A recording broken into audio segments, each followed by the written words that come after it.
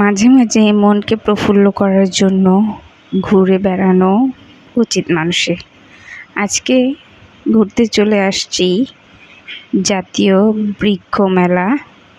এই মেলাটি চীন মন্ত্রী পোস্ট বর্তমান আগে যে বাণিজ্য মেলা যে স্থানে হতো সেই স্থানে এই মেলাটি বসেছিল। আমার যেহেতু ফার্স্ট এখানে যাওয়া, তো আমার অতটা ধারণা ছিল না। যাই হোক, আমাকে গাছগুলো দেখে খুব ভালো লাগলো। এখানে নানান ধরনের গাছ ছিল, দেশি বিদেশি। অনেকগুলোর নাম ছিল, অনেকগুলোর নাম জানা ছিল না।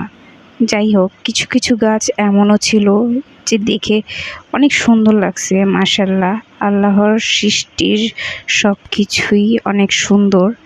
এই তো এখানে দেখতে পাচ্ছেন, এটা হচ্ছে মালটা গাছ মেবি। তারপর হচ্ছে গিয়ে অনেকগুলো আম গাছ ছিল, লেবুর গাছ ছিল। এখানে বেশিরভাগ আম গাছই ছিল। এই তো দেখতে পাচ্ছেন আমাদের দেশীয় আম, দেখে মনে চাচ্ছে খেয়ে নিই। অবশ্যই আমি কিন্তু বেশি একটা আম লাভার না, তারপরও কেন জানো না এই আমগুলোর প্রতি অনেক আসক্তি চলে আসতেছিল।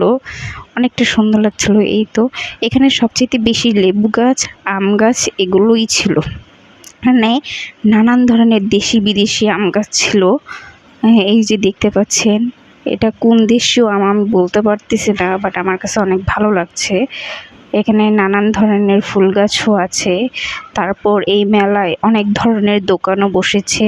একটা গাছের যাবতীয় যা যা লাগে সব এই মেলায় বিক্রি করছে। এবং দেখতেই পাচ্ছেন এই আমগুলো, অনেক ধরনের আম গাছ ছিল এখানে।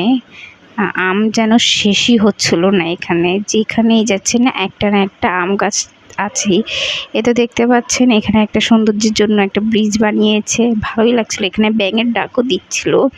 তারপর আরও নার্সারি দোকানে, এটা হচ্ছে দেখার জন্য, বিক্রি করবে না এটা গাছগুলো। আর এখানে হচ্ছে নানান ধরনের গাছ, এই যে এই গাছগুলো।